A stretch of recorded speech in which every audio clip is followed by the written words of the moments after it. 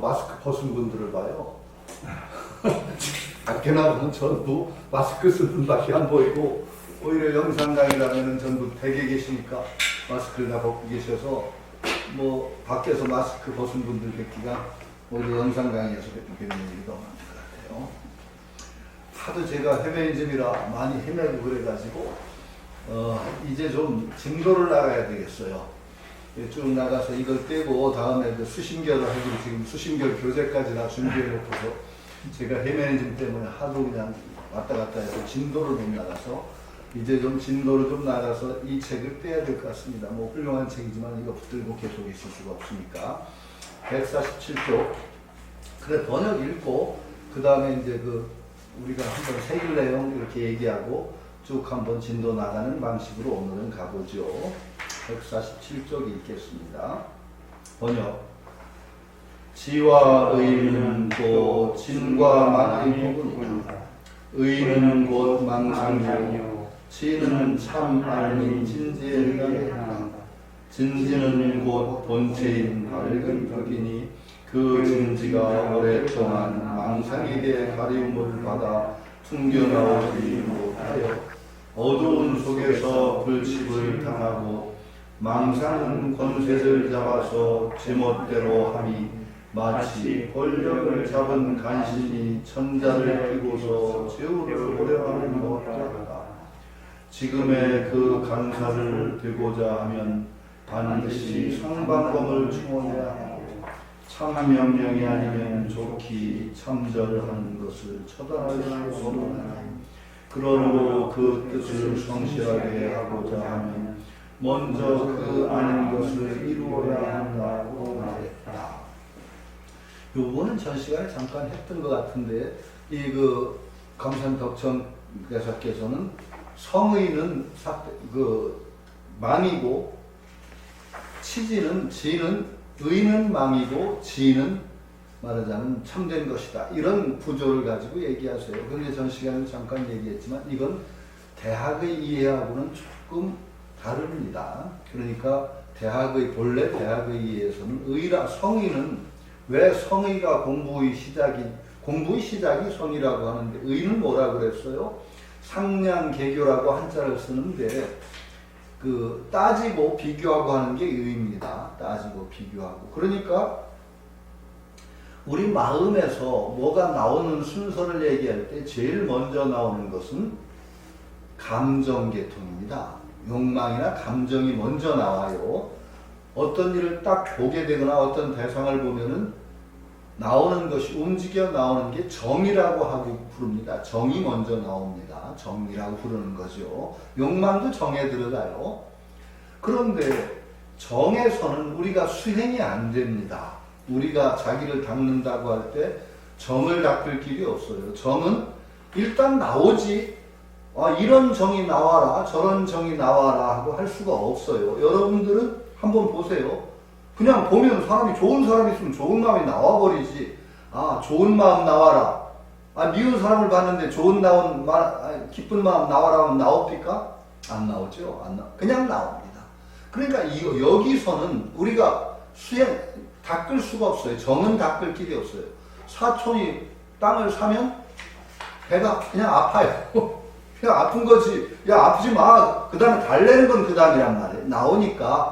나오고 나서는 나오는 데는 우리가 이 정이 나와라, 좋은 정 나와라, 나쁜 정 나와라, 안 돼요. 그러니까 정에 대해서는 우리가 명령권이 없어요. 정은 나오는 거예요. 정이 그런데 하나의 정만 나오지 않고 여러 가지 정이 나와요. 굉장히. 그러니까 그 정이 나올 때 이런 정, 저런 정이 나오고 쉽게 얘기해서 어떤 사람을 보면 믿기만 한 정, 미운 정만 나오는 게 아니라 미운 정, 고운 정이 함께 나와요. 그렇죠. 여러 정들이 갈래져서 나오죠.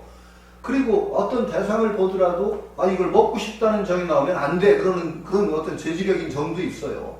그런 정이 나오고 나서 그 다음에 우리 행동이 이루어지는 건 뭐냐? 의에 의해서 이루어진단 말이에요. 의가 선택을 해요. 요런 정과 저런 정 속에서 선택을 하는데 선택을 하는 과정을 비교해서 이제 유학에서는 뭐라고 하냐면 인심, 도심설이 나와요. 인심과 도심이 있다. 그러니까 인심이라는 건 뭐냐? 자기 개인 중심으로 불교식으로 얘기하면 아마도 아상을 바탕으로 한 마음이 인심일 거예요. 아상. 나를 중심으로 해서 모든 것을 내 소유로 만들고 그렇게 움직이려는 정이 나오고 그런 마음이 생겨요. 그리고 유학에서는 또 뭐라고 도심도 있다는 거예요. 도심. 도라는 건 공적인 것이고 자기 개인의 어떤 욕망을 넘어서는 그 마음도 또 나온다는 거예요. 사람이라면. 사람이라는 존재를 어떻게 파악하느냐 하면은 사람이라는 건 이중적인 존재죠. 맹자식으로 얘기하면은 사람에게는 큰 몸과 작은 몸이 있다고 얘기합니다. 맹자는. 큰 몸은 마음이라고 표현해요. 작은 몸은 뭐라고 얘기하느냐? 육체, 감각기관과 연관된 것을 육체적인 눈과 관계된 그런 마음과 이걸 소체라고 합니다. 그러니까 소체에서는 소체의 마음이 나오고 대체 마음의 고유한 그 기능이 있어서 거기에서도 마음이 나온다고 봐요. 대체가 그러니까 맹자식으로 맹자가 성선설을 얘기한 건 뭐라고 해야 되느냐? 사람의 본성이 선하기만 하다 그런 말이 아니에요. 맹자의 성선설을 참 사람들이 잘 못 이해하고 있어요. 맹자의 성선설이라는 건 뭐냐? 정확하게 이런 거죠. 사람의 눈은 똑같이 좋아하는 게 있습니까? 없습니까? 이런 맹자는 있다고 얘기해요. 사람의 눈은 공통적으로 좋아하는 게 있대요. 아주 맹자는 예를 들어서 아주 천하의 미남 미녀를 보면은 사람 눈이라면 다 이쁘다, 멋있다 이렇게 본대요. 맞습니까? 아주 굉장히 잘생긴 여성이나 멋있는 남성이나 이런 걸 보면은 공통적으로 다 멋있다고 느끼고 좋아한다고 느낄까요? 맹자 시대는 그거 당연하다고 생각했을지 모르는데 저는 조금 의심스러워요. 저 아프리카 피그미족이 멋있는 여자라고 하는 여자를 보면 나는 멋있다고 안 느껴지는데 모르겠어요. 근데 맹자 시대 진짜예요. 별로 제가 멋있다. 아니 맹자 시대는 그 세상을 살았으니까 그렇다는 거예요. 사람의 입은 공통적으로 좋아하는 게 있대요. 훌륭한 요리사가 만든 음식은 다 맛있다고 느낀대요. 그럴까요? 저 그것도 조금 의심스러워요. 아니 그 입맛이 얼마나 이게 상대적이냐. 저는 주위에서는 못 먹는 게 없는 사람이라고 소문나 있어요. 저는 아주 국제적인 입맛. 저는 못 먹는 게 없어요. 그 중국 가도 중국 사람이 저를 좀 존경해요. 어떻게 그 외지 분들이 자기들도 못 먹는 걸 그렇게 드십니까? 한국 사람이 제일 거북스러워하는 게 고소죠. 고소는 한국 사람도 잘 먹는 분들이 있어요. 스님들은 특히 잘 드시고, 그 중국에서는 그 시앙차이라고 하죠. 동남아 가도 다 시앙차이 먹어서 세계적으로는 그 시앙차이라고 하는 거 실란투스죠. 영어로 얘기하는 실란투스인데 시앙차이. 우리말로는 고소. 그리고 우리말 옛말로는 빈대풀입니다. 빈대풀. 오죽하면 빈대풀이라고 해. 빈대 냄새 난다고 하죠. 근데 요즘 아이들은, 요즘 젊은 세대는 빈대 냄새를 모르니까 빈대풀이라는 걸 이해 못하니 저희 세대는 알죠. 빈대 냄새가 아주 그 벽틈에서 빈대 나오고 고약한 냄새 있거든요. 빈대 냄새가. 빈대풀이에요 그게. 그러니까 우리 사람 입맛에 고소 냄새가 빈대 냄새 난다고 해서 빈대풀이라고 했던 건데 서양에서는 많이 먹습니다. 왜? 중국 음식이 일찍 들어갔을 뿐 아니라 동남아 지역에서는 다 먹습니다. 미얀마라든지 태국이라든지 가면 그거 그냥 정말 제가 제일 고수를 많이 그냥 맘 놓고 팍팍 먹었던 데가 미얀마라서요. 미얀마 교포가 하는 식당에 갔는데 상에다가 상치하고 고수를 이렇게 싸놨어요. 그래서 그냥 상치에다 고수를 팍팍 얹어가지고 그냥 쌈에다 막 팍팍 먹은 그런 기억이 오히려 미얀마에서 많이 먹었네요. 그런데 그거 저는 아주 잘 먹죠. 그 다음에 중국 사람들도 먹기 힘들어하는 게 취두부입니다. 썩힌 두부. 그 썩힌 두부라는 게 이제 썩혔다는 게 아니라 발효시킨 거죠. 두부 발효입니다. 그 두부가 썩힌 두부 발효시킨 게 파란 곰팡이 쓰는 게 빨간 곰팡이 쓰는 게 발효시키는 게 있는데 파란 곰팡이가 더 냄새가 독하다고 하는데요. 그 취두부는 튀겨도 먹고 그냥도 먹는데 아주 그 불린내가 좀 진동하죠. 근데 우리나라 홍어하고 비슷합니다. 홍어찜, 홍어 먹는 거하고. 근데 홍어는 진짜 잘 삭힌 거는 굉장히 힘든 거예요, 먹기가. 그래서 홍어 잘 삭힌 거는 줄 때 주인이 해더라도 경고를 해줍니다. 잘 삭힌 겁니다. 조심해서 드세요. 먹는 사람한테 조심하라고 하는 이유가 왜 그러냐? 먹을 때 조심해야 됩니다. 잘 삭힌 홍어는. 그걸 홍어를 잘 삭힌 홍어는 입에 넣고 반드시 코로 숨을 쉬어야 됩니다. 왜 그러냐? 잘 삭힌 홍어를 입에다 넣고 입으로 숨을 들이키잖아요. 암모니아 가스가 그냥 폐로 확 들어가면은요, 입을 통해서 홍어가 문 입에서 숨이 들어가면 폐에서 견디지를 못하고 팍 터져버립니다. 재채기 비슷하게 팍 나와버리니까 홍어를, 그 잘 삭힌 홍어를 입에 물고 있을 때는 입을 통과해서 공기가 들어가면 안 됩니다. 반드시 코로 숨을 쉬어야 됩니다. 그래야 그 입 암모니아 가스가 폐로 안 들어가니까. 그 정도로 독한 음식인데 그거 좋아하는 사람은 잘 먹잖아요. 저도 잘 먹습니다. 아니, 상대적이라는 건 이제 이 맛을 못 믿다는 얘기는 중국 사람들은 깻잎 못 먹습니다. 우리나라 사람이 고소 향차에 못 먹는 거 이상으로 깻잎을 못 먹습니다. 그 깻잎 맛있잖아요. 여기 깻잎 못 드시는 분 별로 없죠. 중국 사람들 깻잎 먹으라면 기도를 합니다. 주면은요, 아주 힘들어합니다. 우리나라 사람 향차의 고소 때문에 고생하는 거 이상으로 중국 사람들은 전혀 깻잎 못 먹습니다. 그리고 깻잎은 세계적으로 먹는 나라가 거의 우리나라밖에 없습니다. 제가 알기는 그렇습니다. 서양의 짐승들도 깻잎 안 먹더라고요. 깻잎 안 먹더라고요. 깨 심으면은요, 노루 같은 게 서양에 가서 깨 심어놓고 하면은 노루가 안 뜯어먹어요. 깨. 고소는 뜯어먹나 모르겠는데, 고소 벌레도 잘 안 끼죠. 그렇습니다. 아주 힘든 음식. 그러니까 깻잎 못 먹는 거하고 향차에 못 먹는 거 얼마나 상대적이에요. 그러니까 아주 훌륭한 요리라고 해가지고 모든 사람이 좋아한다. 저는 그 보장을 못한다고 생각을 하죠.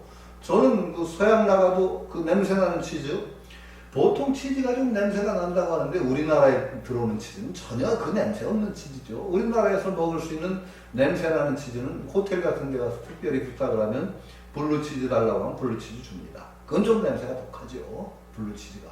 그런데 진짜 독한 치즈는요, 이 히랍이나 이런 데 가면은 바로 그 구더기 잡아내면서 먹는 치즈가 있습니다.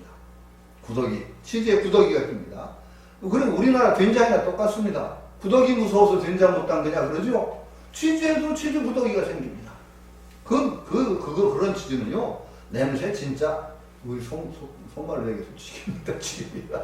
그래서 저는 그런 일부러 좀 냄새나는 치즈 사가지고 와서 먹기도 하고 그러는데, 제가, 얘기해서, 그러면 제가 아주 태어나기를 비위가 좋게 태어났냐? 전혀 천만의 말씀이에요. 저 굉장히 비위가 약했어요. 저 고등학교 졸업할 때까지 거의 돼지고기를 못 먹었습니다.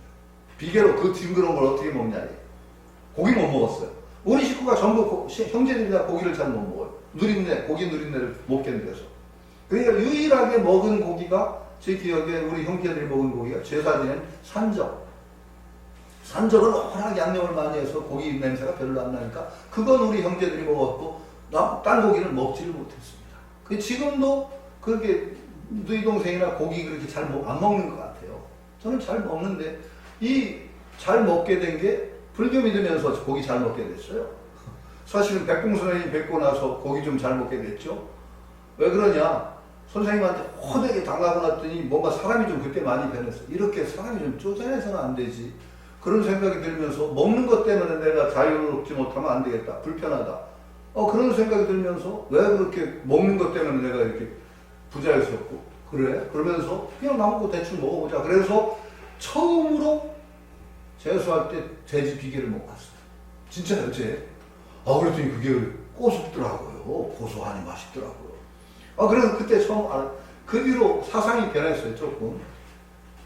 남이 그리고 그때 사상이 변한 게, 사상에 따라서 입맛이 변했다. 남이 맛있다고 하는 데는 이유가 있을 거다.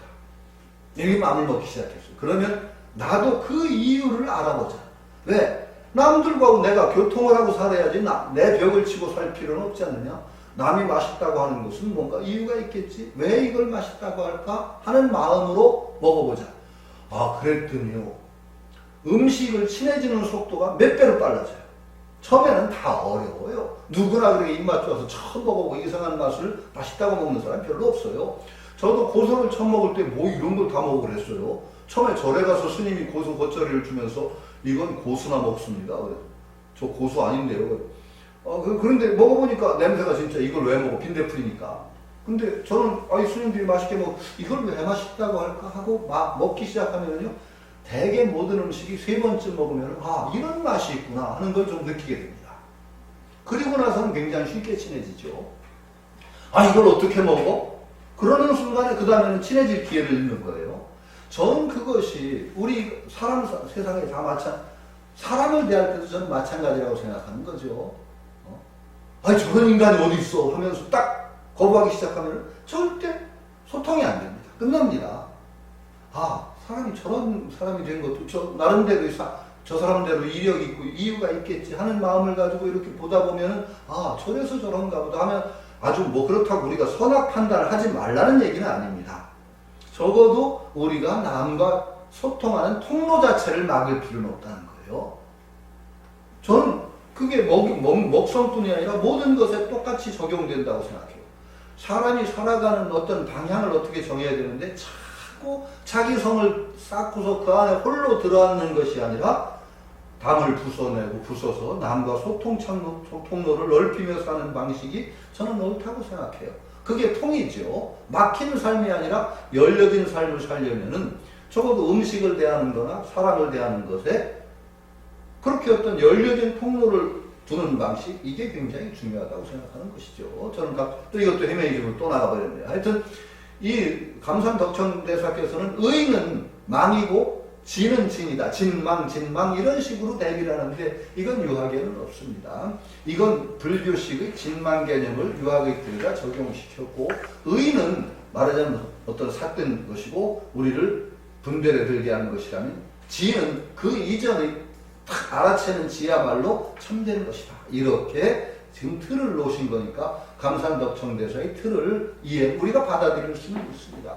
왜냐하면 그런 점이 있거든요. 의에 의해서 선택을 한다. 분별한다. 라는 것 때문에 망으로 든 거고 지는 선택 이전에 그냥 알고의 문제예요.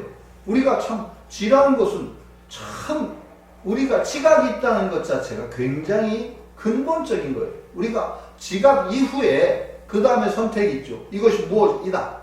이거 아는 거. 딱. 그러니까 이 근본지, 이것이 전제가 되면 그 다음에 선택도 없는데 선택의 측면에서 우리가 잘못된다고 하는 건 불교적인 관점이에요.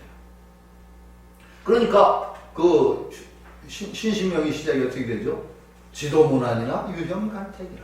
지극한도는 어려울 게 없지만 오직 한택하는 걸 꺼린다. 그랬죠. 우리가 간택한 것, 이것 좋다, 이것 나쁘다는 식으로 간택하면서 우리가 진망의 부분이 생기고, 말하자면 얽매이게 된다. 그래서 의를 나쁘게 볼 수도 있는데, 오히려 이제 유학 쪽에서는 의를 성실하게 한다라고 하는 건 정말 자기 내면에 대해서 하나도 속임없이 환히 살펴서 진실하게 선택을 해야 된다는 겁니다. 참된 것을. 올바르게 언제나 꾸준히 올바른 걸 선택하는 것이 수양의 최고다. 첫 시작이며 끝입니다. 올바른 것을 꾸준히 선택하는 것. 맹자가 호연지기를 기른다고 했을 때도 바로 선을 지속적으로 반복적으로 선한 것을 실천함에 의해서 호연지기를 기른다고 하는 거예요. 우리는 반드시 어떤 선택을 하는데 소인이 되는, 맹자식으로 얘기하면 소인이 되는 길은 어떤 거냐? 우리가 어떤 선택을 하고 마음이 후련하고 통쾌한 선택이 있고 어떤 선택을 했는데 마음이 충청도 제식으로 하면 껄쩍지근하다고 합니다. 그 말 이해하시면 꺼림칙하고 뭔가 그런 선택을 반복하게 되는 경우.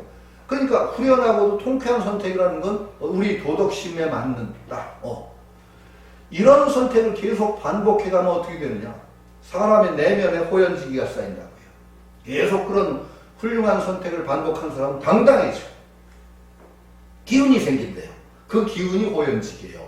올바른 선택을 반복적으로 하는 사람에게 생기는 큰 기상, 이걸 호연지기라고 부릅니다.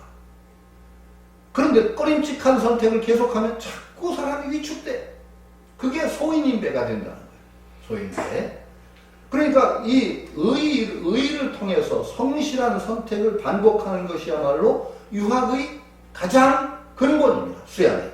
요건 유학의 틀이고, 불교는 이제 거기서 또 한 바탕 뛰어넘어요. 선악이라는 분별까지도 사실은 마음에서 털어내야 되는 것이 불교예요.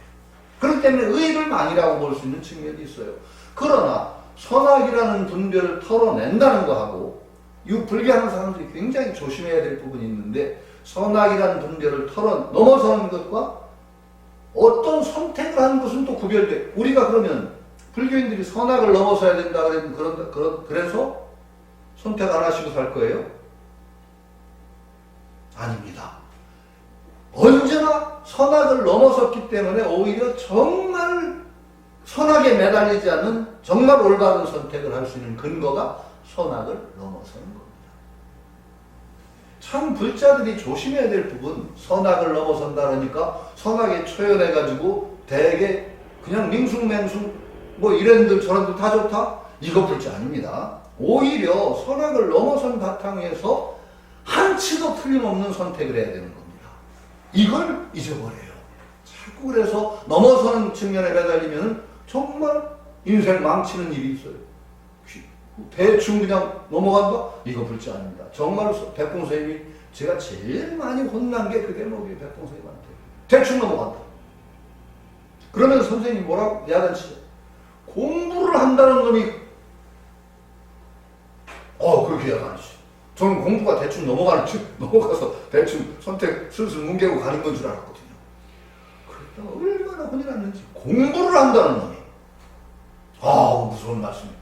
저는 그때 엄청나게 놀랐어요. 그래서 선생님 원래 평생의 정말 은인이고 내 삶을 바꾼 그런 분으로 여기는 게 그런 대목들이에요. 정말 제 망상들, 잘못된 불교관념을 그냥 한다면 공부를 한다는 거죠. 무서운 거예요. 그러니까 넘어서는 측면과 정말 한치도 틀림없는 선택을 하고 빈틈없이 해야 되는 거, 이게 또 공부란 말이죠. 그러니까 불교는 선악을 넘어서는 측면, 간택하는 것을 싫어하는 측면, 넘어서는 측면이 있어요. 그러나 그 현실에서 그걸 정말 한치도 틀림없는 선택이 또 필요한 거예요. 그게 오히려 선악을 넘어섰기 때문에 그게 가능한다 이렇게 얘기해요.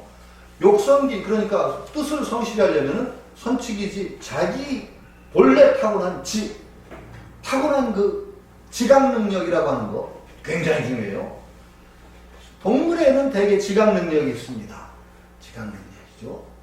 순자라는 사람이 생물을 쭉 단결할 때 수화 유기무생, 물과 불 같은 건 기운은 있지만 생명은 없다. 이렇게 얘기합니다. 생명은 없다. 그 다음에 초목은 생명은 있지만 지각이 없다. 이렇게 얘기합니다. 동물은 지각은 있지만 도덕이 없다. 예의가 없다고 합니다. 사람은 마지막으로 생명, 기운, 생명, 지각, 마지막으로 도덕을 가진 게 인간이다. 순자는 사칭구조로 얘기하죠. 거기서 동물에 들어간 게 지각이라고 표현합니다. 지각. 아리스토텔레스도 사실은 그 사칭구조로 파악해서 순자하고 아리스토텔레스는 굉장히 비슷합니다. 체계가. 그래서 나중에 푸무란이라는 중국 철학자가 맹자는 플라톤에 해당하고 이상주의자고 순자는 그 아리스토텔레스에 비교하면서 현실주의다. 이렇게 얘기한 것도 상당히 일리가 있어요. 순자가 본 세계관하고 아리스토텔레스가 본 거하고 상당히 비슷합니다. 그렇죠. 인간을 도덕적 동물이라고 보는 것이 유학이라는 겁니다. 마지막에 동물이 가지지 못한 인간만의 고유한 특성은 도덕을 가지고 있다. 이렇게 얘기하는데 지각이라는 거 저는 지금 얘기합니다. 동물에게까지도 그걸 지각이라고 얘기했습니다. 뭔가 우리가 아프다. 건드리면 반응을 한단 말이죠. 이게 지각이라고. 광범위하게 얘기하면 인간이 이것을 가졌다는 것이 근본입니다. 이 지를 지는 넓게 얘기하면 거기까지도 지가 들어갑니다. 아니까 동물도 아니까 도망가려고 하고 뭔가 지각을 한단 말이죠. 이거 굉장히 중요한 요소예요. 이 지각은 선악을 따지지 않고 이것이 없으면은 공부의 근원입니다. 이게 그 근원이라고 얘기하는 거예요. 이게 지각. 그 지를 철저하게 치지라고 할 때 치라고 하는 건 극진하게 한다는 거예요. 극진하게 한다는 거. 치는 글자 한자로 얘기하면 이룰치자죠. 이룰치. 그 다음에 이룰치하고 이를지는 굉장히 비슷합니다. 글자가 이를지자가 있죠. 이를지자. 그 다음에 이를지자다 이걸 붙인 거죠. 그래서 이른다라는 것에서 나가서 이룬답니다. 이것이 여기에 이르릅니다. 이렇게 가면 이게 이른다라고 하는 거예요. 여기에 이것이 도달했으니까 이른다죠. 이걸 이르게 한다. 그거 치입니다. 이르게 하는 것. 치지라는 건 아주 극진하게 하도록 하는 겁니다. 앓을. 내 앓은 극진하게 한다는 건 어떤 의미일까요? 이건 상당히 어려운 얘기가 됩니다. 앓을 극진히 한다? 참 어려워요. 어떻게 해야 앓을 극진히 할 수 있을까요, 여러분? 계속 배우는 거 필요해요. 앓을 극진히 하기 위해서는 계속 내 앓을 보충하고, 뭐, 새로운 것을 읽고, 배우고, 남한테도 배우고, 다 치지예요. 그런데 정말 그 앓을 극진히 한다라는 것은 어떤 의미에서는 우리가 가진 생명력을 극대화하는 것하고 연관이 돼요. 저는 조금 다른 얘기인데, 제 딴 각도에서 얘기해 볼게요. 자인화교라는 거 이제 아시죠? 제가 가끔 자인화교 얘기를 여기서 했습니다. 불교하고 자인화교는 거의 동시대에 나왔고, 자인화교의 그 교조의 마합이란가 석가모니 부처님보다 조금 연배가 위였을 겁니다. 그러니까 조금 앞섰어요. 거의 동시대예요. 거의 동시대인데, 자인화교는 독특한 교리를 가지고 있어요. 불교하고 비슷한 측면이 있는데, 몇 가지 측면에서 불교와 자인화교는 굉장히 다른 건 뭐라고 제가 계속 말씀을 드려요. 불교의 업설과 자인화교의 업설은 굉장히 다릅니다. 자인화교의 업설은 한치도 어길 수 없는 기계적인 응보를 얘기하는 업설입니다. 우리가 실수로 벌레를 죽이면 다 업보를 받는다는 거예요. 이게 무서운 업설이에요. 그래서 제가 전에 몇 번 여기 이제 영상을 들으신 분은 안 들으신 자인화교 승려들이요. 면도를 안 합니다. 칼로 깎으면 벌레가 죽거든요. 머리도 칼로 머리를 깎으면 여기 속에는 벌레가 뭐 비누 거품 묻히고 하면 죽어요. 어떻게 하는 줄 아세요? 전부 쥐어뜯어요. 수염도 깎는 게 아니라 전부 쥐어뜯습니다. 머리칼도 전부 쥐어뜯습니다. 아우 끔찍해요. 쥐어뜯으면서도 아픈 그것에 휘둘리고 그러면은 또 업이 생긴다고 그래서 찡그리지도 않아요. 아우 독해. 업이 워낙 철저한 업소를 주장하기 때문에 그들은요, 하나의 소유도 하면 소유가 다 업이에요. 다음에 생물을 못해, 업이 있으면은. 그러니까 자인화교의 승려들은 두 파가 있는데, 백의 파가 있고, 적신파가 있습니다. 나이파가 있습니다. 조금 용납하는 사람들은 흰옷 한 벌만 용납을 합니다. 적신파는요, 홀딱홀딱 살아요. 옷 하나 갖추지 않는다는 거예요. 그래서 적신파, 말하자면 나의파죠. 나신파. 그 승려들이 성지순례할 때는 꼴까먹고 신도들이 에워싸고 걸어요. 그 풍기물란이니까 신도들이 승려를 에워싸고 쭉 승려가 가요. 그걸 봤어요. 무서워요. 그들은 어떻게 생각하느냐. 지바라는 모든 존재는 다 생명이에요. 모든 존재는 다 생명인데, 왜 생명이 다 다르냐, 모습이. 인간 같은 생명도 있고, 돌멩이도 그러니까 그들은 생명이에요. 돌멩이도 생명이라는 거예요. 거기 생명이 들어있어요. 그런데 사람과 그 자인화교 그 돌멩이 생명은 어떻게 다르냐? 업의 물질이 생명을 가로막아요. 자꾸 막아서 덕지덕지 해가지고 생명의 빛 가운데 가장 중요한 게 지각이거든요. 이런 것들이 전혀 못 드러날 정도로 뚫뚫 업이 가로막은 게 돌멩이 같은 거예요. 인간은 비교적 업이 중하지 않아서 지각작용이나 이것이 생명의 작용이 활발한 게 인간이죠. 여러 가지 생명의 작용. 돌멩이도 다 생명이라고 생각해요.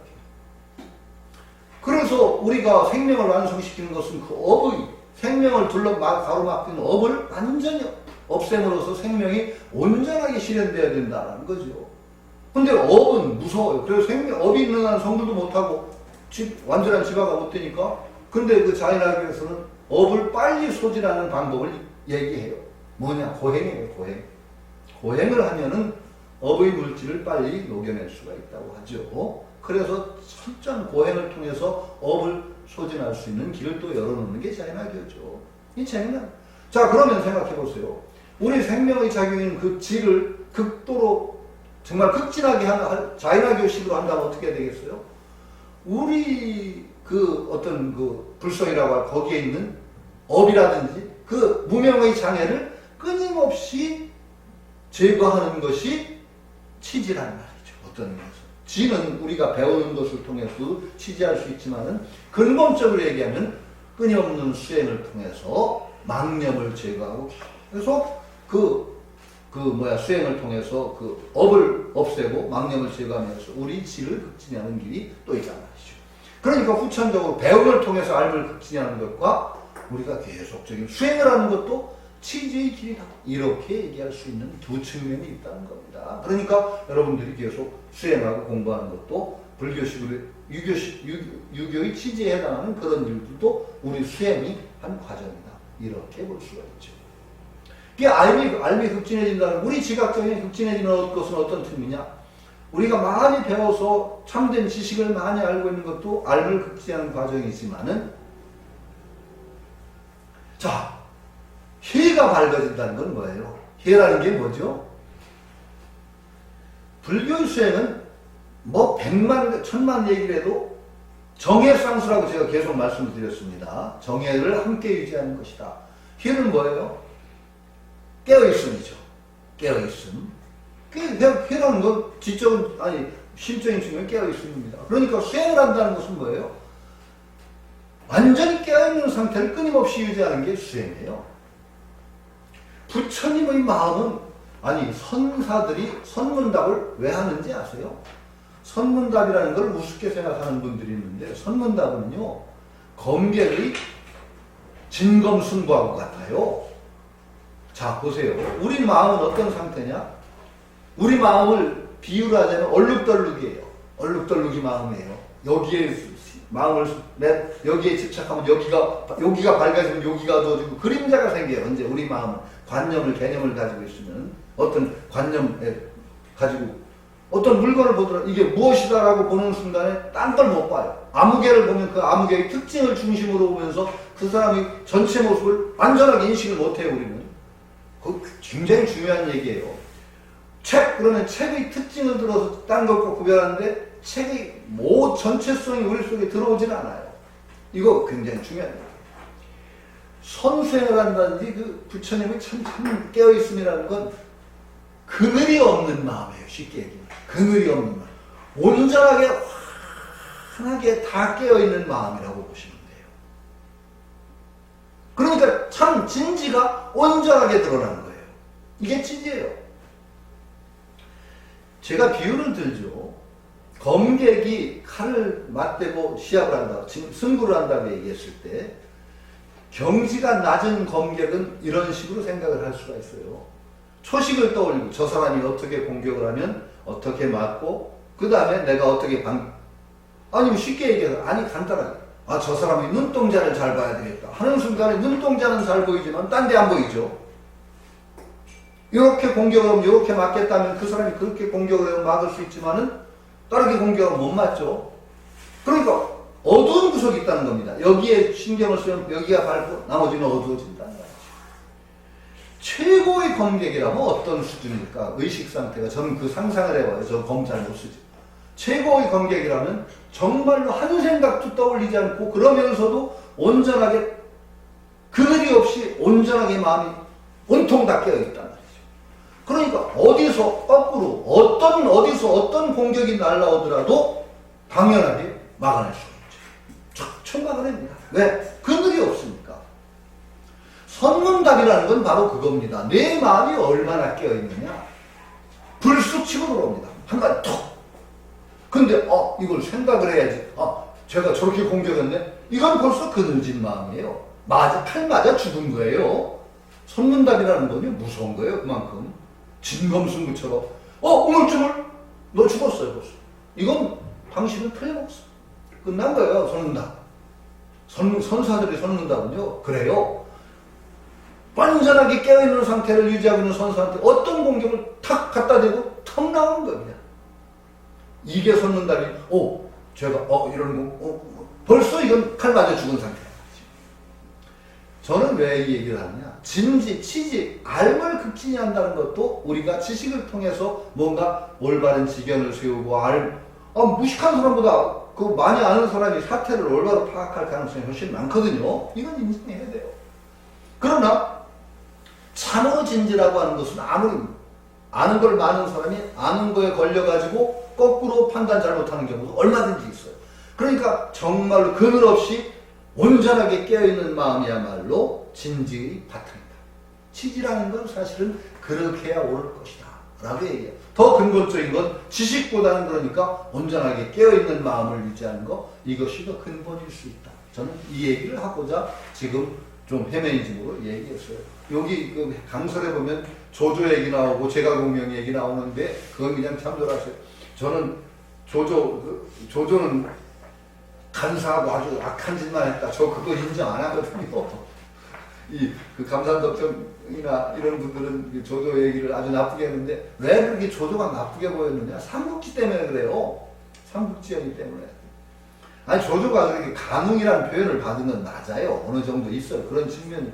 그런데 정치하는 사람이 정도로 올바르게 나가가지고 정직하게 해가지고 성공한 사람이 얼마나 있겠어요? 정치하는 건 그런 거 아니거든요. 아니 세계를 그래서 그런데 좀 조금 그러니까 좀 요새 시국이 생각나네요. 왜 대통령을 한다는 사람들이 좀 그렇게 양아치 같아요. 내가 보기에는. 조금 좀 품위를 갖췄으면 좋겠어요. 적어도 일국의 대표로 하겠다는 사람이 양아치기가 자꾸 나서 정치판에 들어가면 저 양아치기를 떼야 되는가 하는 생각이 자꾸 들어서 저는요 국격이라는 게 있다고 생각하거든요. 나라의 품격이 적어도 어느 정도는 대통령이라는 사람이 국격의 일부라고 생각해요. 그러니까 어느 정도는 좀 격을 갖추기를 바라는데 정치판에만 들어가면 그렇게 양아치기를 떼야 되는지 저는 조금 아주 좀 싫어요.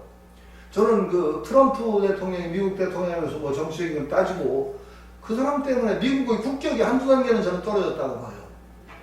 정말 품격 없는 짓을 너무 해가지고 저는 그러면 안 된다고 생각해요. 대통령을 할 사람이라면 적어도 자기 품격은 거기에 맞는 품격을 갖추려고 애를 써야 되는데 정말 모든 후보를 봐도 전부 양아치기가 너무 나가지고 이거 좀 짜증이 스러워서 죽겠는데 그래도 세상을 지배하고 정권을 권력을 다투는 사람한테 양심하고 뭐 이런 거 얘기한다는 저는 좀 맞지 않는다고 봐요. 그런데 그 조조를 특히 그런 식으로 몰아가는 삼국지연이거든요. 삼국지연이가 나관중에 있습니다. 삼국지연이는 애초에 소설입니다. 소설이 딱 근본 방침이 뭐냐? 유비를 촉한 정통론이라는 입장에서 한의 정통을 이은 사람으로 딱 세워놓고 그렇게 쓰는 소설입니다. 거기다 다 맞춰서. 그러니까 삼국지를 읽는 사람, 옛날에 우국충정을 가진 사람은 삼국지를 3번 집어던진다고 했어요. 화가 나서, 울분에 차서. 처음에 관운장 죽었을 때 삼국지 집어던지고, 그 다음에 유비 죽었을 때 집어던지고, 그 다음에 제갈공명 죽었을 때 집어던지고, 3번 집어던지는 책이 삼국지예요. 그러니까 그 삼국지는요, 그렇게 유비 중심으로 역사를 재구성한 소설입니다. 그 소설 때문에 조조는 자꾸 그냥 간사기 짝이었고 유비는 자꾸 이건 좀 이상한 거죠. 삼국지 참 위대한 작품인 게 실제 하지도 않은 초선이라는 여자, 여포하고 동탁사에 왔다 갔던 비극의 여인이죠. 초선. 실존 인물이 아니에요. 삼국지 나관중이 창조한 인물이에요. 초선이라는 인물은. 역사에 한 번도 사서에 등장한 적이 없어요. 초선이라는 여자는. 그런데 나관중이 창조했죠. 그런데 그 나관중이 창조한 인물이 중국 4대 미인에 또 들어갔잖아요. 소시. 병소시입니다. 가슴 아래도 늘 얼굴 찌푸리고 약간 초췌한 약간 느낌이 나면서 남자들한테 동정심을 유발하는 미인이 초선이거든요. 남성의 보호본능. 초선. 아니. 서시. 그 다음에 초선. 그 다음에 왕소군. 왕소군도 4대 미인에 들어가기 참 애매한 인물이죠. 왕소군을 본 중국 사람이 별로 없어요. 네, 양소군은 한나라의 그 후궁이었거든요. 궁녀였어요. 근데 궁녀가 그때 궁녀가 하도 많으니까 왕이 동침을 하는데 이쁜 여자만 찾아다니는데 늘 누가 이쁜지 알아요? 화공이 그림을 그려준단 말이에요. 왕녀 그림, 궁녀. 그 그림 보고서 이쁜 여자 왕이 찾아다녔는데 왕소군은 돈도 없었던가 그렇고 미모에 자신이 있어서 그런지 화공한테 눈을 안 줬어요. 그래가지고 아주 못생기게 그린 거예요. 화공이. 그래서 한 번도 왕의 총애를 못 받았어요. 왕소군은. 근데 한 왕실에서는 이제 그 흉노한테 그 중국 여자들을 그 조공 비슷하게 국내에서 뽑아 보내는데 제일 못생기게 그랬으니까 왕소군 보낸다고 딱 결정을 해서 통보를 했단 말이죠. 가는 날 보니까 너무 이쁜 거예요, 왕소군이. 그 화궁을 주겠다는 얘기가 있죠. 왕소군은요, 평생 그러니까 중국 사람들한테 자태를 못 보였어요. 흉노 땅에 가서 흉노 땅에서 죽었어요. 근데 비운의 여인이죠, 정말. 그러니까 참 이태백이 참 그런 비극적인 그런 게 또 심금을 울리죠. 이태백이 쓴 멋있는 왕소군을 읊은 한시가 있죠. 소군 불호가 안 상마제용한 금일한궁인 명조호지처. 참아야 그 왕소군 백옥안장을 얹은 마위에 올랐구나. 상마제용한 마위에 올라 그 고운 얼굴 눈물 짓네. 금일 오늘은 한나라 궁정의 사람이지만 내일은 오랑캐 땅의 첩이다 하는 그런 절구도 있죠. 그런 왕소군. 그러니까 한나라 중국 사람들이 별로 보지도 못했어요. 근데 왕소군 그 참 애절한 미인이 사대미인에 들어가고 마지막은 양귀비입니다. 양귀비. 다 특징이 있죠. 특징이 있죠. 응? 병서시. 서시는 병든 기색 있는 병서시. 그 다음에 그래 병서시고 비귀비에다가 그런데 그 미인을 형용하는 거에 칭어나간 회월수화입니다. 중국 사람들이 미인 형용하는데 칭어나간 회월수화. 물고기가 부끄러워하면서 물속으로 숨는다고 그래. 칭어 나간. 기러기가 미인의 미모나게 거기에 취해서 떨어진다고 나간. 회월. 달이 그 미모에 부끄러워서 얼굴 모습을 가린다. 수화. 꽃이 부끄러워한다. 칭어나간 회월수화인데 서시가 칭어입니다. 서시가 물가에 있을 때 물고기가 물속으로 숨었다고 그러는데 아마 사람 기척이 놀래 숨은 것 같은데. 하여튼 칭어. 나가는 왕소군입니다. 왕소군이 흉노 땅에서 비파를 뜯었더니 그 소리가 애절해서 날아가는 기러기가 날개짓을 멈추고 갖다 떨어졌다. 나간입니다. 폐월은 초선입니다. 삼국지에 그렇게 형용이 되어 있거든요. 초선이 단을 모으고 아버지를 그 왕랑의 그 양녀였거든요. 기도를 하는데 왕랑이 나왔다가 사도 내가 마침 달이 구름에 들어가니까 내 그 아름답고 그 효심에 달이 부끄러워서 구름 속에 얼굴을 감추나 보다. 그게 폐월입니다. 양귀비가 그 모란꽃 핀 동산에서 놀 때 그 이태백이 시도 읊었는데 참 꽃이 부끄러워할 정도로 미모를 지녔다. 폐월수화입니다. 그게 4대에 그 4개에 맞추다 보니까 4대명이 떡 들어가는데 초선은 이 실존도 아닌 역사의 그 소설에 구성한 인물이 4대명에 떡 들어가고. 이게 대단하죠. 근데 여기 갑자기 조조 얘기가 나오니까 조조가 그렇게 간사한 인물이 아니고, 제갈공명은 그 당대 거의 모든 그 역사가들도 거의 최고의 인물이었다고 평가할 정도로 지모와 충성심과 모든 점에서 아마 대단히 뛰어났던 인물이었던 건 틀림없는 것 같습니다. 전번에 그 한중이라고 해서 제갈공명이 그 위나라를 정벌 하려고 육출기산했던 그 군대를 기르던 그 한중 땅에 갔다 왔는데 거기 가보니까 좀 제갈공명에 대한 어떤 감회가 있더라고요. 그런데 또 재밌는 것이 후세 역사다가 또 제갈량과 멀리 떨어지지 않은 역사가 잃어버렸는데 제갈량을 평가하기로요. 장수나 지모보다는 제갈량의 정치적 역량을 평가했습니다. 그 점에서 뛰어났다. 그러니까 우리가 아는 제갈량과 아마도 그 역사의 제갈량과는 조금 다르다는 생각을 그때 그 가장 제갈량과 가까웠던 그 평가기로 제갈량의 정치적 역량을 더 높이 평가했습니다. 우리가 생각하는 신산귀모 말하고 하는 그냥 지모 뛰어난 제갈량보다는 제갈량의 정치적 역량을 평가했을 정도로 제갈량은 오히려 군사적인 역량과 어떤 귀모, 신산귀모라는 것보다 정치적인 역량이 더 뛰어난 인물이었을 수 있다는 걸 참조를 하시기 바랍니다. 요거는 약속이 또 어그러집니다. 자꾸 이게 참 큰일이네요. 자, 조금 다음 거 읽었습니다. 153쪽이죠? 그렇죠? 네, 아니요. 148쪽은 읽었나? 아니면 안 읽었네요. 예, 148쪽. 번역을 읽겠습니다. 맞네요. 153쪽. 번역은 154쪽 번역을 읽겠습니다. 지자는 이 참주인이니 언제나 혼미하여 깨닫지 못하고 있었다. 지금 치라고 말하는 것은 전날하는 알과 같으니 비유컨대 충신이 간신을 제거하려는 뜻이구나. 감히 스스로 행동하지 않고 반드시 먼저 간신의 정상을 알아서 그 임금에게 전달하여 그 임금으로 하여금 깨닫게 할 것이니 그러므로 치라고 말한다. 만약 참 주인이 한번 깨닫게 되면 곧 간신히 스스로 작승함을 용납하지 아니할 것이다. 그러므로 그 뜻을 성실하게 하고자 하면 먼저 진지를 이루어야 한다고 말했다. 그렇죠? 지는 참주인이다. 그러면서 아까 얘기한 이 지의 의미가 단순히 이 감산덕천께서 대사께서 파악하신 지는 정말 우리가 아는 지식의 지가 아니라는 걸 여기서 분명히 드러내고 있어요. 오히려 제가 얘기한 그 생명의 근본적인 힘 같은 것을 생각하게 해요. 참주인이라고까지 얘기했으니까 우리가 가진 정말 인간의 마음이 지닌 참된 빛이라고 할까요? 그러니까 정예상수라고 할 때 해를 나타내는 근본적인 능력을 지라고 표현한 것 같아요. 그러니까 그 지를 극진하게 해야 된다고, 그 지를 극진하게 하려면 어떻게 해야 됩니까?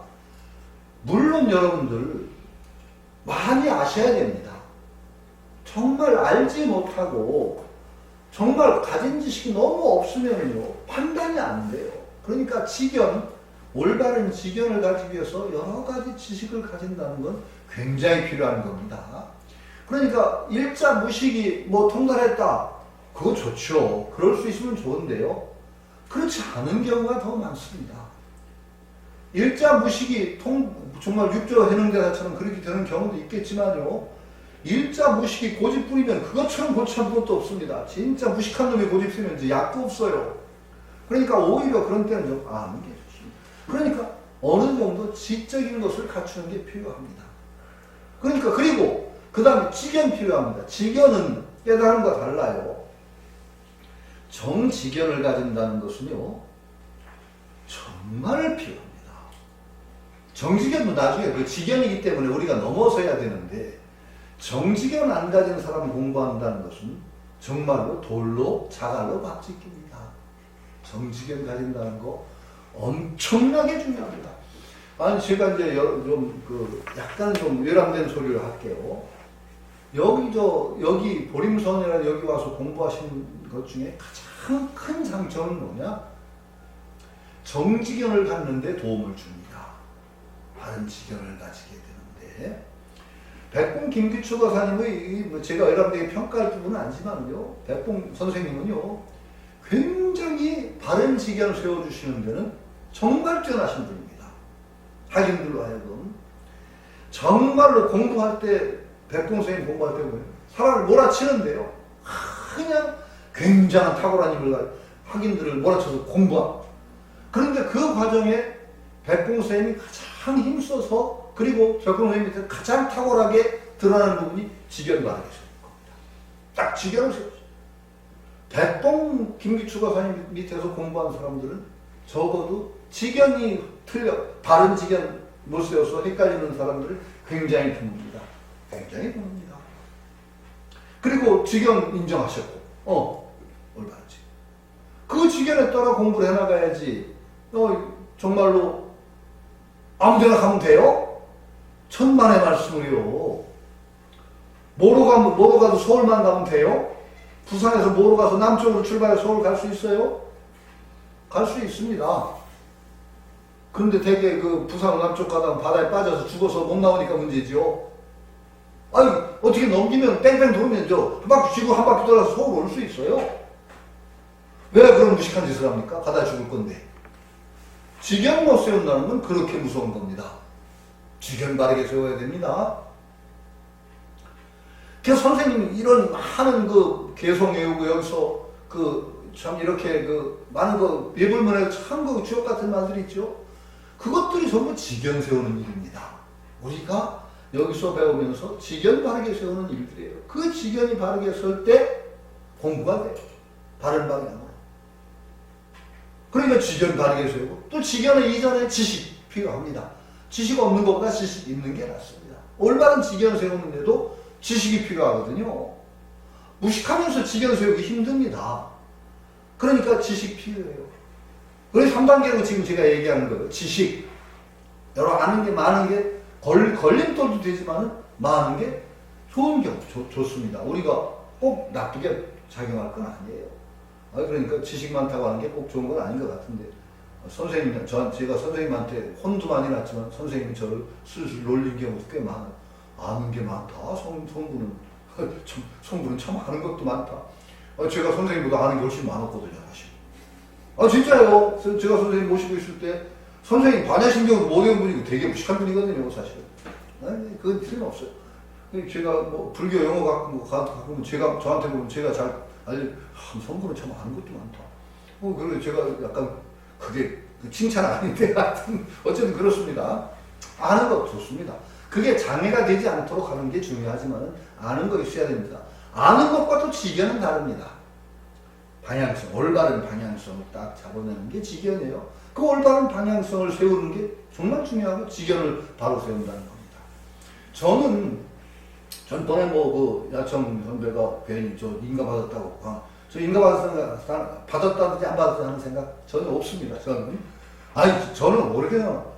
내가 하는 게 지금 내 값이지. 내가 그걸 뭐 선생님 붙인 걸 레들 뭐 상표처럼 붙이고 다닐 것도 아니고 내가 지금 어떻게 살고 있고 어떻게 하느냐가 나를 지금 얘기하는 거지. 인가 받고 안 받은 것을 그 다음에 상표처럼 붙이고 다닐 생각 하나도 없습니다. 그러니까 그게 안 맞는데 저는 그 선생님한테서 가장 큰 혜택이 지견 세우고합니다.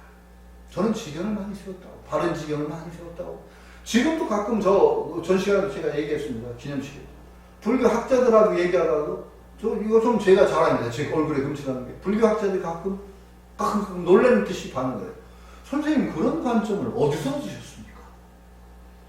저 불교 학자 아니니까요. 근데 저는 당당하게 얘기합니다. 나 백봉선한테 공부할 때 이런 관점을 얻었습니다. 딱 어떤 학자들이 그건 아니죠. 저 딱 칩니다. 그건 아니죠. 스님이고 뭐 어떤 분이 얘기해도 저는 당당하게 칩니다. 그건 아닙니다. 그런데 그런 때는 상당히 놀라는 분들이 많아요. 그게 저는 백봉스님한테 공부할 때 제가 어떤 저의 관점입니다. 그건 제 자산이에요.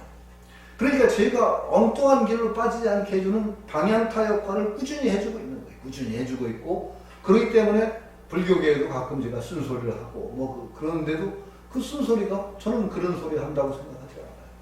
근데 재밌는데 제 불교학자 아니고 무식한 도깨비가 부정 몰라본다고 하면서 떠드는 거예요. 제가 아주 저는 무식한 도깨비다. 내 불교학자 아니니까 막 떠들어도 된다. 이런 그런 별명인데 어떻게 하다 보니까 제가 그 동국대학교 한문불전대학원이라는 특수대학원에 그 한 2년 남짓 강의 벌써 여러 학기 하네요. 대학원이니까 뭐다. 근데 거기서 우연히 그 잡지를 나오는데 저한테 글을 써달래요. 그 두 번인가 한 번 써줬더니 좋다고 저는 별거 아닌 글이고 고민하고 써줬더니 또 써달래요. 또 써달래요. 왜 내 글 자꾸 써달래? 그랬더니 기다리는 사람이 좀 있대요. 누가 기다린대? 그랬더니 젊은 사람들이 좋아하는 게 뭐냐면 선생님 글이 굉장히 자유롭대요. 그러니까 고정된 틀에 매달리지 않고 제가 그냥 막 짓거려대거든요. 저는 겁나는 게 제가 눈치 보고 살 일은 별로 없으니까 막 짓거리는 게 아니라 그런 얘기 많이 했느냐. 경전 같은 거 우리가 전번 글이 뭐였느냐. 전번 글에 이제 제가 한문 경전 강독을 불전 강독 연습을 하고 번역 연습을 가리키는 한문을 가리키는 거죠. 그런데 그때 글 제목을 뭐라고 썼냐. 문법이 두 종류가 있는데 글의법 문법보다 글 쓸 때 문법이죠. 글의법 문법보다 문화의법 문법이 더 우선이다. 그렇게 썼습니다. 문화법 문법이. 글 문법은 문화법 문법 아래 종속돼야 된다. 문화법이 더 우위다. 왜 문화법이 있냐? 문화에 안 맞는 거 그걸 갖다 글법 맞는다고 해서 문화법에 안 맞으면 그건 헛소리다. 저는 아주 과감하게 얘기를 했어요. 그러면서 제가 용감하다는 게 뭐냐. 이 사람들이 제 용감성에 놀라는 거죠. 치수화풍 4대라고 지금 얘기합니다. 치수화풍 4대. 그렇죠. 다 아실 거예요. 글자들.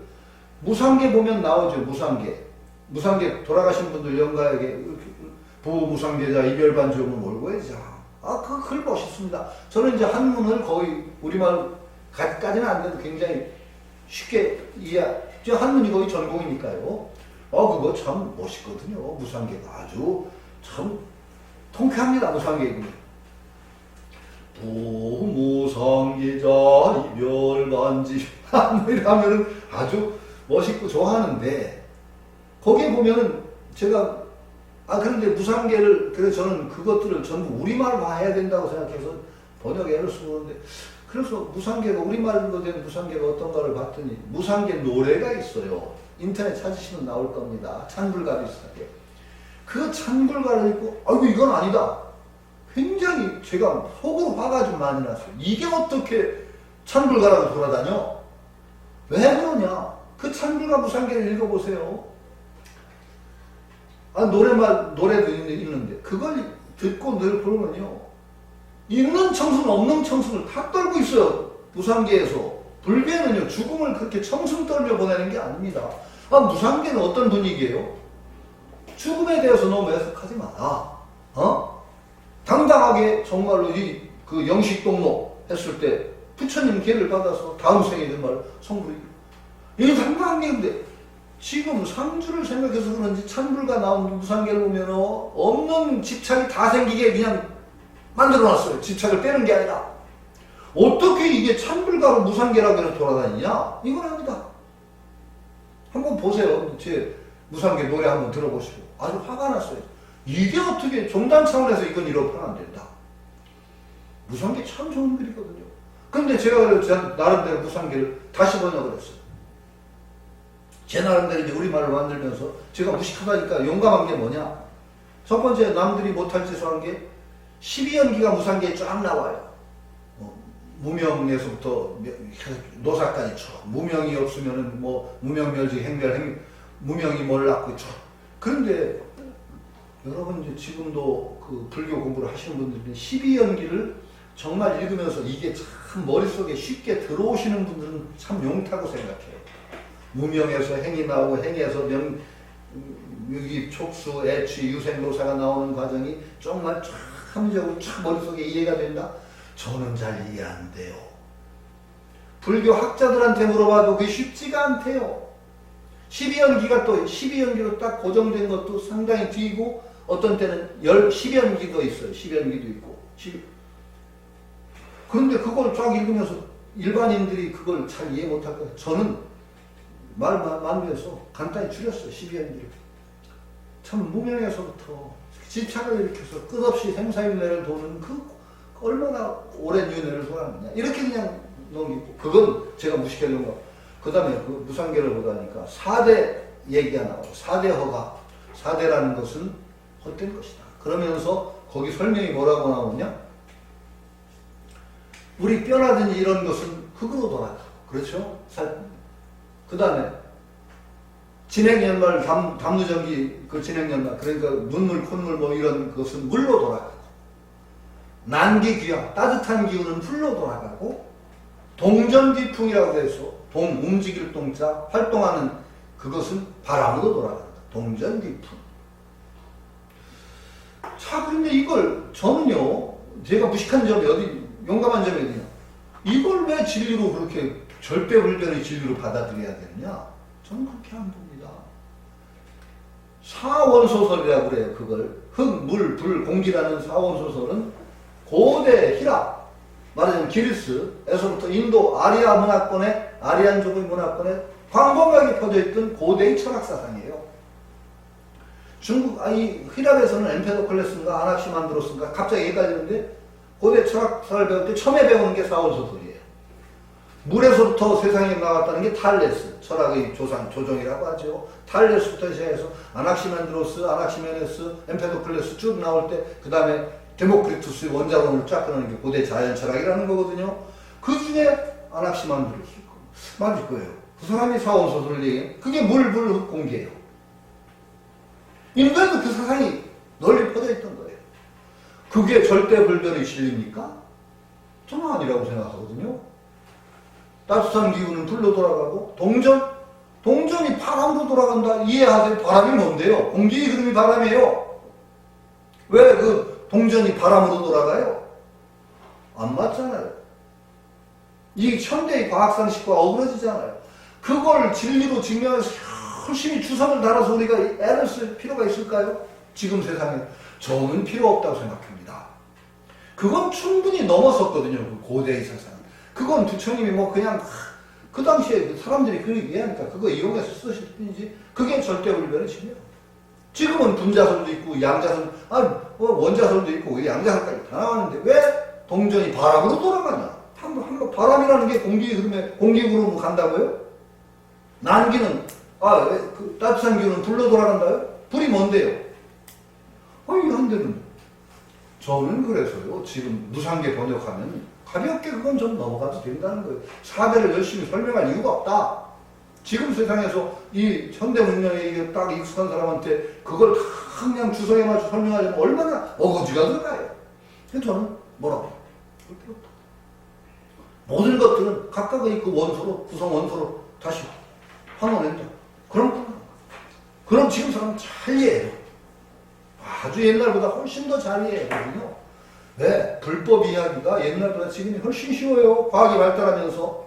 왜 그것을 옛날 그 상식에 맞춰가지고 푸느라고 용어를 쓰느냐? 저는 거기다 그렇게 썼어요. 이거 그 글자 그대로 번역할 이유가 전혀 없다. 이게 문화다. 우리 시대를 지배하는 문화에 맞게 번역이 글 문법만 따질 것이야. 문화법 맞죠. 이렇게 얘기하는 거죠.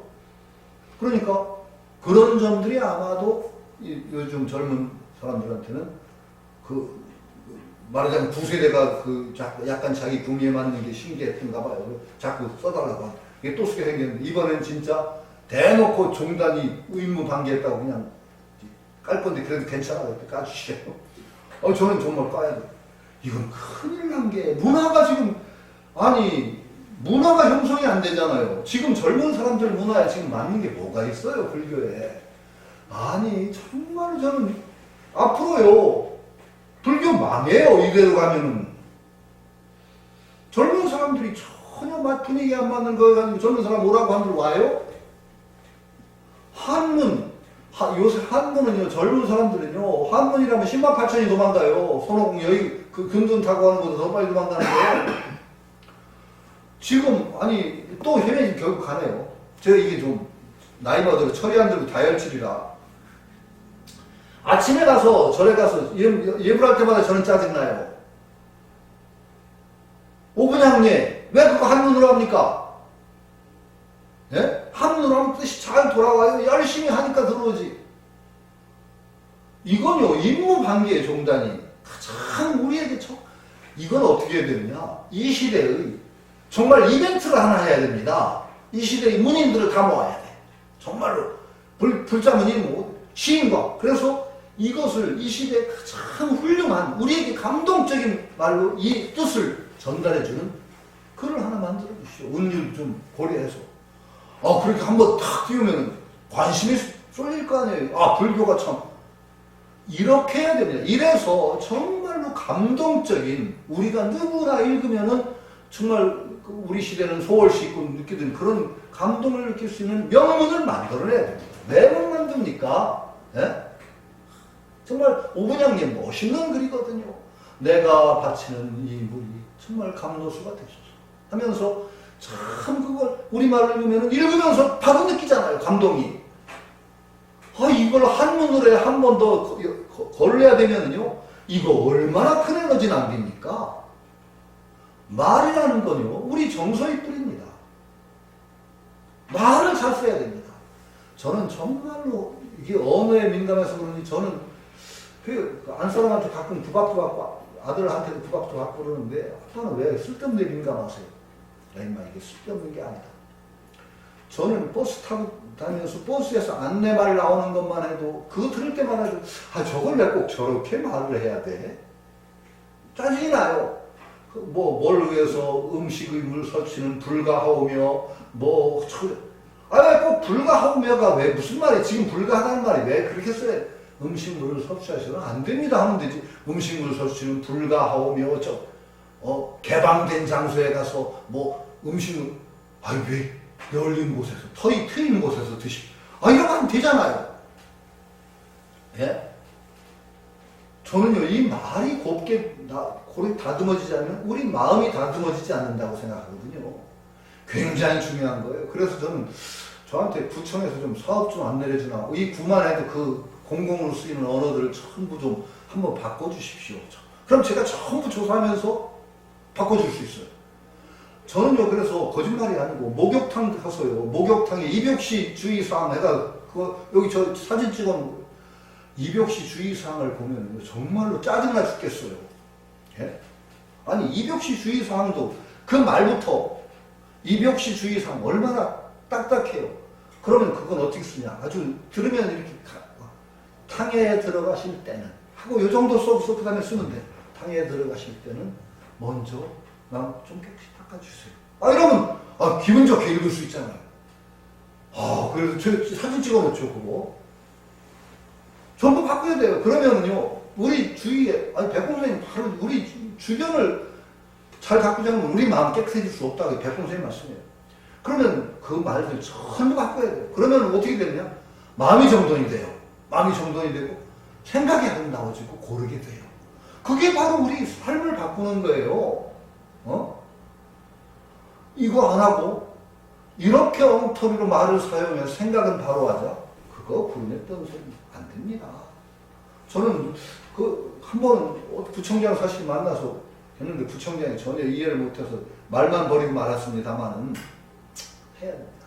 저는 시범구역이라고 한구역이라 해서 진짜 공적인 장소에 쓰이는 그런 언어들을 전부 다듬어줘야 된다. 정말로 아름답게. 그게 우리말 붙잡아. 그게 그러면 어떻게 되냐? 우리 정서가 안정이 되고 뿌리가 생깁니다. 전번엔 그런 글도 썼네요. 도대체 요즘 짜증나는 게 버스샷? 뭔가요? 두 번 나는 게 뭐죠?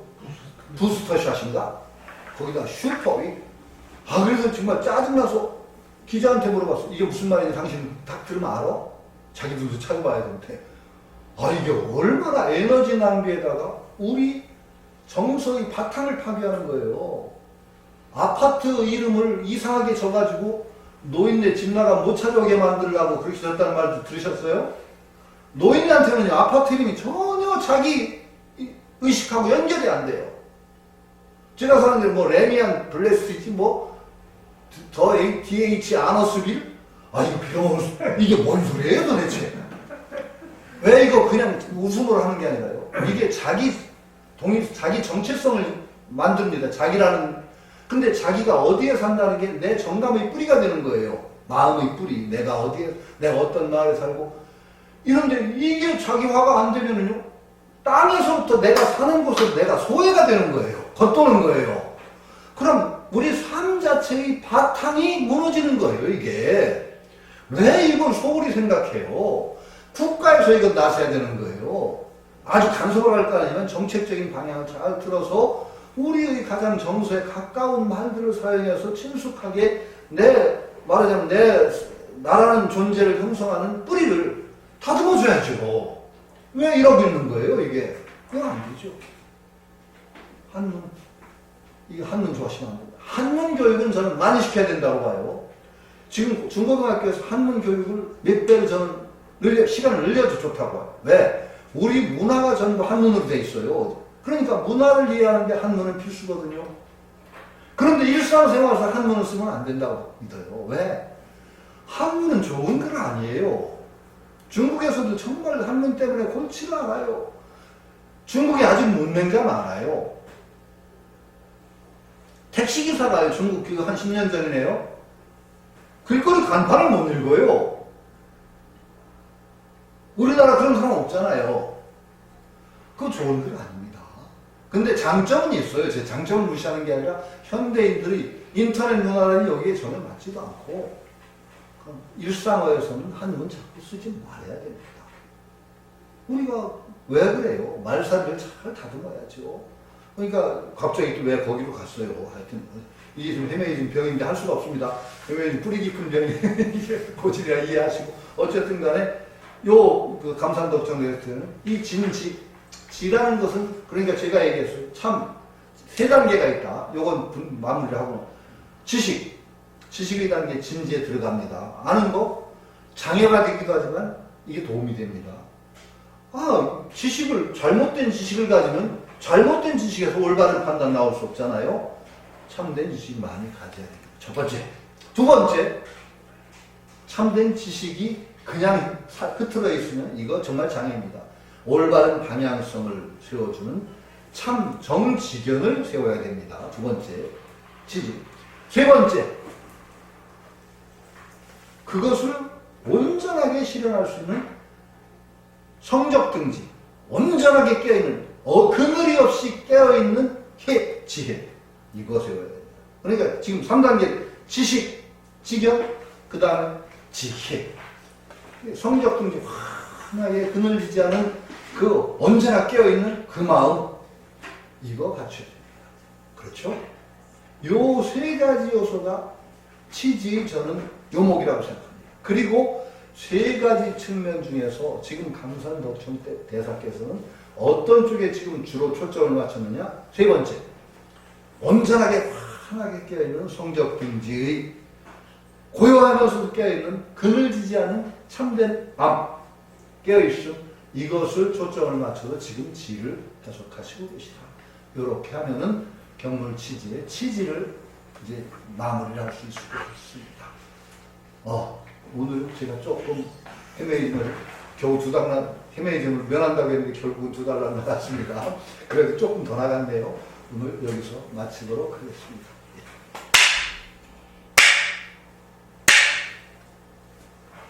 감사합니다. 네. 감사합니다. 수고하셨습니다.